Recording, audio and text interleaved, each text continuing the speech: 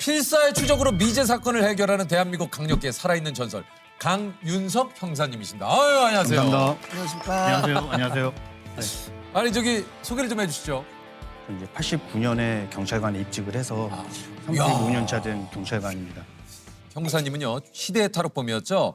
신창원을 포함해서 잡아들인 강력범만 무려 1000명이 넘고 국내 첫 장기 미제팀 수장으로 3년간 미궁에 빠진 살인, 강도, 절도 사건을 59건이나 해결을 하신 9년 만에 유죄가 입증된 동두천 암자 살인 사건. 조 씨를 생매장에 살해한 혐의로 재판에 넘겨졌습니다. 엽기적인 보험 사기가 일어났습니다. 신창원이 탈옥한 지는 1년 반이 됐습니다. 번번이 경찰을 조롱하듯 달아났습니다. 이게 이제 신창원이 97년 탈옥을 해서 무려 2년 6개월간 도주를 하면서 이 당시에 정말 대한민국을 떠들썩하게 만들었었죠.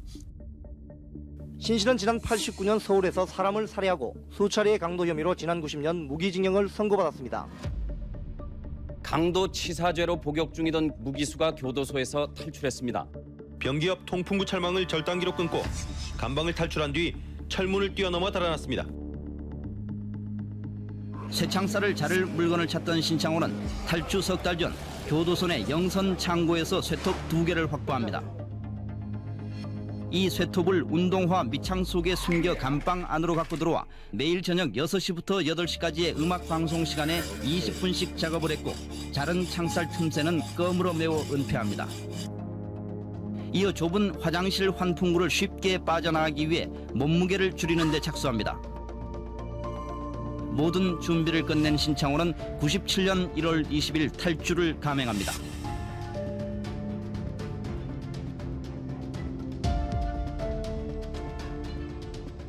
이게 신창원이 907일간 탈주국을 벌였는데 당시 그 형사님께서 서울청 특별수사본부 팀장이셨다고 하는데 그 뉴스의 첫 장면은 거의 신창원의 이 탈주, 맞아요. 이 뉴스가 네. 모든 것들을 좀 덮었던 그런 시기였던 것 같거든요.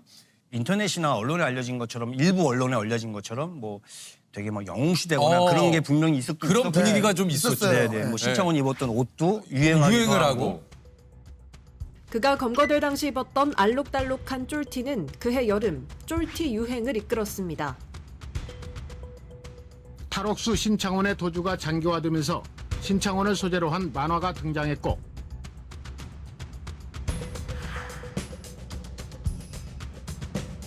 마침내 서울에 나타난 신창원이 경찰 코앞에서 다시 잠적함에 따라 경찰로서는 5번째 놓치는 수모를 겪게 됐습니다.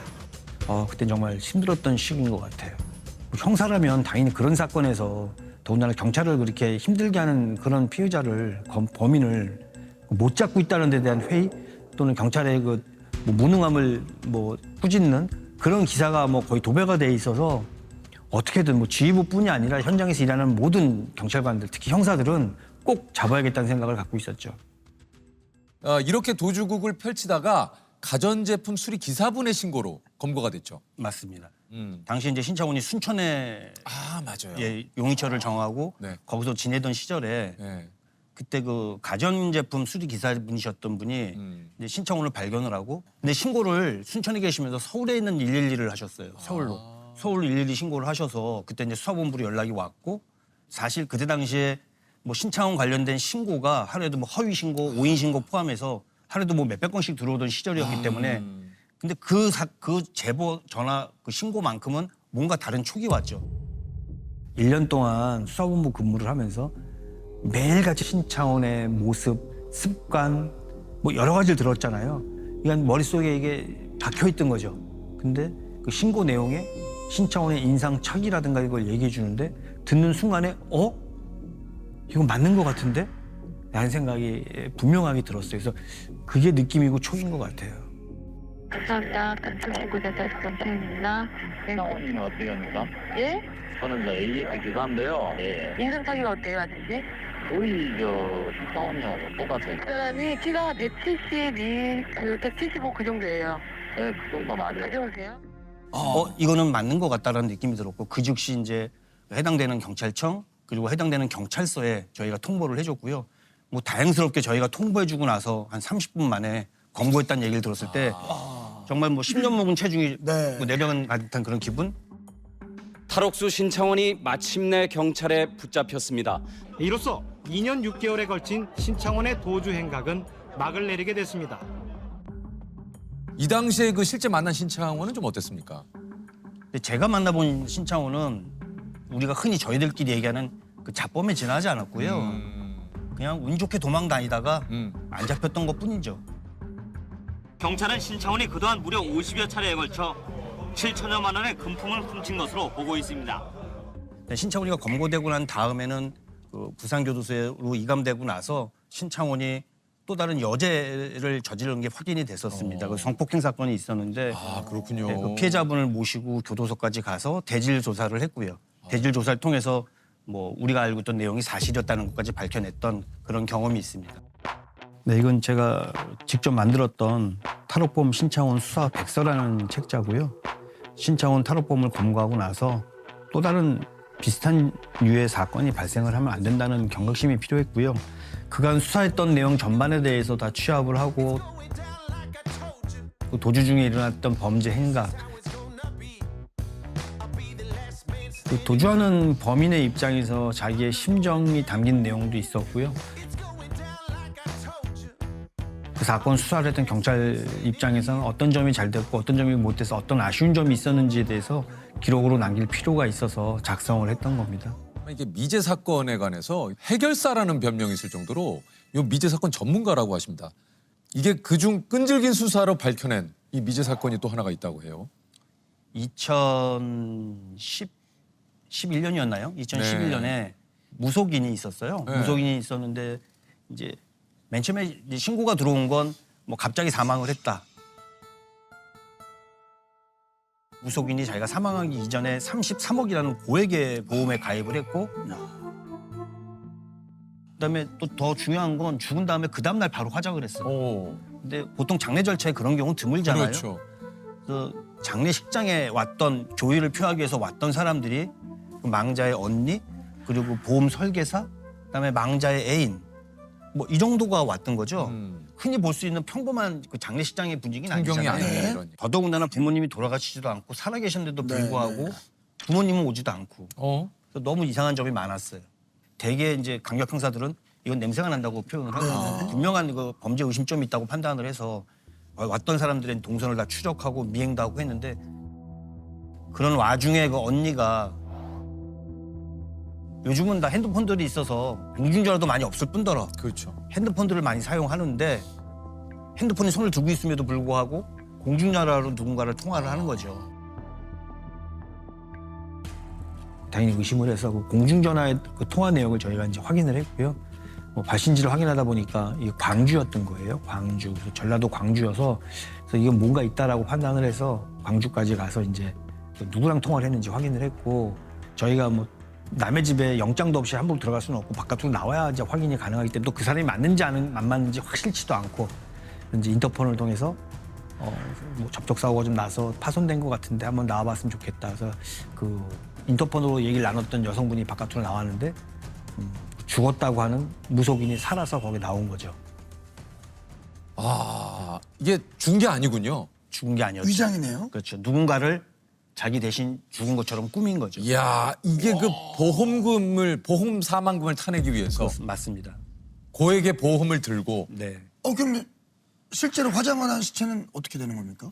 저희가 이제 그 부분이 가장 수사의 초점이었는데 장례식장에 모였던 사람들의 통화 내역을 다 발췌를 하고 기지국 수사를 해보니까 그 발생 시점 부근에 그 영등포역에서 기지국이 계속 잡히는 게 확인이 됐어요. 그래서 저희가 추궁 끝에 당시 저희 경찰 조사에서는 노숙인, 자기 나이 또래 노숙인을 데려다가 살해를 하고 그다음에 마치 자기가 사망한 것처럼 뭐 처리를 했다라고 말을 했는데 나중에 이제 법정에서는 자기는 죽인 사실이 없다 뭐 얘기를 해서 결국 이제 살해 부분에 대해서는 이제 뭐 무죄를 받을 수밖에 없었고요. 증거가 없었군요. 그렇죠. 증거가 없으니까 모든 사망 사건의 가장 중요한 증거는 사체거든요. 네네. 근데 이게 없다 보니까 이제 사기하고 사체 유기 그 두 부분만 인정이 돼서 이제 언니는 3년, 그 죽었다고 하는 무속인 동생은 7년 이게 형을 받았습니다. 아, 이게 참 망자이신 분도 참 너무 그 안타까운데 이게 이제 살인죄로 뭔가 이 법의 판결을 받질 못하니까 아 그것 또한 정말 그 마음이 아픈 일이네요. 신고가 안 됐으니까 당연히 수사가 안 됐을 거고 그것도 이제 제보 전화가 들어왔던 거고요. 그 범인하고 동거했던 동거녀가 자기랑 동거하던 남자가 불삭기 기사였는데 불삭기 후배인 동료한테 돈을 빌리게 됐고요. 그 돈을 이제 제대로 못 갚고 이제 채근을 하니까 돈 빨리 갚아달라고 채근을 하고 집에 찾아오고 하니까 둔기로 내려쳐서 정신을 잃게 하는 후에 그냥 흙을 덮어서 생매장 시켜서 사망을 시켰다고 해요. 저희 데려와서 조사를 했는데 당연히 부인을 하고 저희가 이제 추궁을 하다 보니까 나중에는 자기가 죽은 게 맞다 뭐 얘기를 했어요. 그래서 그럼 너 어디서 죽였는데? 라고 물어보니 과수원이었어요. 과수원이라서 어디쯤 묻었는데? 라고 얘기하니까 어디쯤에 매장을 했다고 얘기를 해서 저희 정말 포크레인을 갖다가 또 땅을 팠는데 다 뒤집어 엎었어요. 근데 결국은 사체를 발견하지 못했어요. 변호사를 통해 갖고 뭐 죽인 사실이 없다 뭐 얘기했는데 그래서 그 이후에 저희가 이제 입감을 뭐 특정 경찰서에다가 유치장에 입감을 시켰었는데 또 이 수감 시설의 특징이 누군가 옆에 있는 사람이랑 얘기를 나눌 수밖에 없고 대화 나누는 얘기 주제가 너 어떻게 여기 들어왔는지에 대해서부터 뭐 서로 얘기 나누게 될 수밖에 없거든요.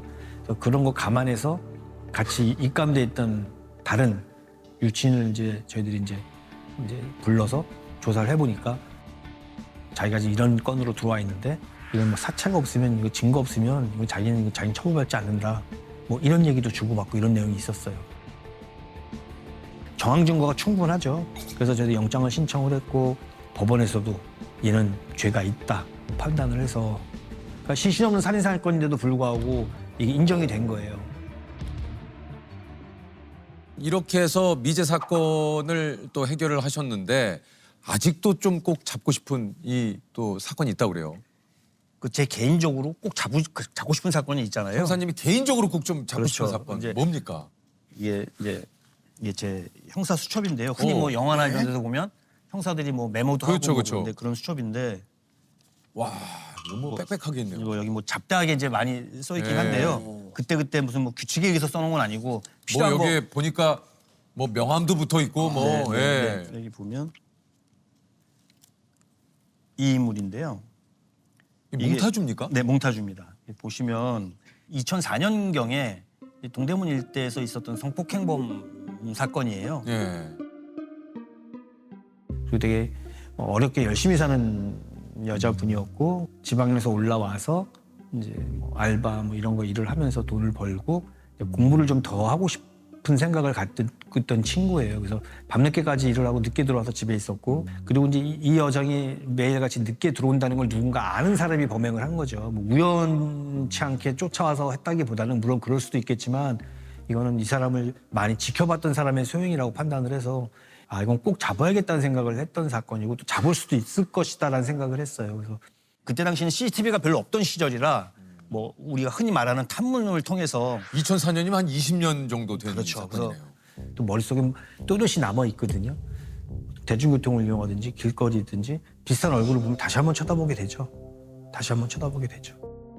옛날 수첩에 그대로 놔두고 잊지 않고 항상 보관하고 있는 내용입니다. 아하. 혹시 잡히지 않은 미제 사건 범인들에게 좀 하고 싶은 얘기 있습니까, 형사님? 시간이 흘렀다고 잊혀지는 게 아니야. 나 말고도 선수들은 많다. 계속 쫓는다. 이 정도 하고 싶습니다. 야, 내가 아니어도 언젠간 잡힌다. 아니 이게 사실 우리 형사님께서 지금은 서울청 의료수사팀 팀장님으로 계시다고 하는데 그러니까 2014년에 잘 아시는 가수 신해철 씨가 이제 수술을 받다가 돌아가셨잖아요. 예. 그 이후에 과연 이런 전문적인 분야 영역에 관해서 수사를 누군가 하긴 해야 되는데 이걸 단순히 일반 형사범처럼 수사를 해서는 되지 않겠다라는 판단이 들어서 이제 경찰 조직 내에서 전문 수사팀을 만들자. 그래갖고 의료 수사팀이 이제 발족을 한 거고요. 그때 이제 신설 팀장으로 제가 가게 돼서 뭐 현재까지 팀장을 운영하고 있습니다. 아니 그 의료사고를 수사를 하려면 말 그대로 이게 이제 전문 지식이 좀 이쪽에 좀 관해서 좀 있어야 될 것 같은데 그 공부를 또 좀 하셔야겠네요. 그러니까 같이 구성됐던 직원들 모두가 다 수사의 전문가들이지 의료의 전문가들은 아니라서 아, 그렇죠. 초창기에 했을 때는 이제 의사분들이 저희가 갔을 때 너 의료인이야? 나 의료인 아니다. 그러니까 말하는 게 결국은 너희들이 뭘 알겠어? 뭘 알아서 수사할 수 있겠어? 뭐 이런 거.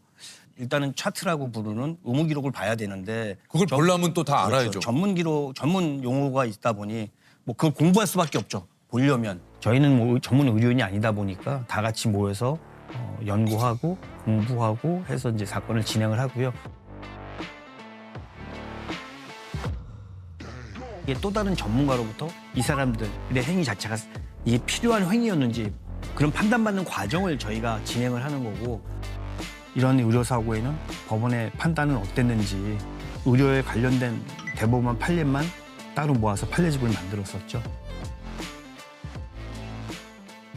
10년째 의료수사팀에 몸담으면서 좀 해결했던 사건 중에 좀 기억에 남는 사건이 있을까요? 모든 사건이 다 안타까운데요. 특히 이제 기억에 남는 게 2019년에 그 34주 된 아기를 낙태살인한 사건이 있었어요. 아, 낙태살인. 네, 그래서 그 사건이 가장 기억에 남습니다. 그 원치 않는 임신을 했던 이제 여학생이 있었는데 나이가 어리다 보니까 이게 34주 가도록 말도 못하고 고민을 많이 하다가 결국 이제 그렇죠. 그래서 엄마가 여기저기 수소문을 해서 낙태할 수 있는 병원을 찾아가게 된 건데 문제는 이 34주 정도 되면 그 태중에서 아기를 죽게 하기가 거의 불가능한 거고요. 그러니까 출산 이후에 결국은 사망하게 되는 건데 당시 의사는 이미 사망한 상태였다라고 주장을 했는데 이 당시 그 수술실에 CCTV도 없던 상황이고요. 산부인과 의사가 낙태 수술을 하다 아기가 살아서 태어나자 고의적으로 숨지게 한 혐의로 구속됐습니다. 의사 A씨는 아기를 고의적으로 숨지게 할 의도가 없었다며 살인 혐의를 부인했습니다. 살아서 태어났다는 데 초점이죠. 죽어있던 애를 자기는 이제 뭐 처리했을 뿐이다. 뭐 그렇게 주장을 했어요. 그 사람들의 진술이 과연 사실인지 아닌지 내가 한 행위는 불강력적이었다라는 그 내용 자체를 사실로 확인하는 과정이 필요한 건데 저희는 이제 실황조사라고 하는데 한 극을 하나 만들듯이 당시의 상황을 뭐 구조라든가 이런 걸 맞춰놓고 당시에 그 현장에 있었던 의료진, 의사까지 다 모여서 당시의 상황을 처음부터까지 진행을 해보는 거죠. 또 저희가 그런 재연을 한다고 미리 고지하지 않았기 때문에 자기들끼리 입을 맞출 만한 시간도 없었어요. 그래서 진행하다 보니까 의사가 한 얘기랑 그때 의료진 참여했던 분들하고 하는 얘기가 진술이 틀려지는 거고요. 결정적으로 의사는 죽어서 태어났다고 얘기를 했지만 수술에 참여했던 분들은 아기가 살아서 태어났고 울음소리도 들었고 살은 아기를 물을 담긴 플라스틱통에다 넣어서 죽게 했다. 뭐 이런 진술을 저희가 확보를 해서 사건을 하게 된 겁니다. 권대희 사건이라고 알려진 내용인데요. 양악 수술을 받다가 과다출혈로 사망한 사건인데 다행스럽게 거기 CCTV가 있었고 CCTV를 통해서 저희가 이제 수사를 진행하면서 뭔가 의심점이 발견되는 거죠. 이 과다출혈을 지혈하는 부분은 의사가 꼭 해야 될 부분이라고 저희가 판단을 했는데 그때 CCTV상에 보면 간호조무사가 그냥 이렇게 단순히 손으로 이렇게 누르고 있는 정도 당시에 수술 하나가 완전히 끝난 다음에 다른 수술을 한 게 아니라 동시에 3개인가를 열어놓고 수술을 했었어요. 그러니까 당연히 어떤 수술이건 간에 그 수술에 전념했던 게 아니라 여러 가지 수술방을 열어놓고 하다 보니까 방만하게 했던 그런 부분이 분명히 있었던 것 같아요. 근데 수술실에 설치된 CCTV 영상 등을 분석한 결과 장 원장이 여러 환자를 동시에 수술하느라 응급 상황에 제때 대처하지 못한 것으로 검찰이 결론 내린 겁니다. 나중에는 어머니가 그 수술실에 CCTV가 꼭 필요하다 이런 주장을 하시면서 국회 앞에 가서 시위도 하시고 국회 가서 증언도 하시고 해서 그 법이 통과가 돼서 현재는 수술실에 모든 CCTV를 설치하게끔 되는 근간이 됐죠.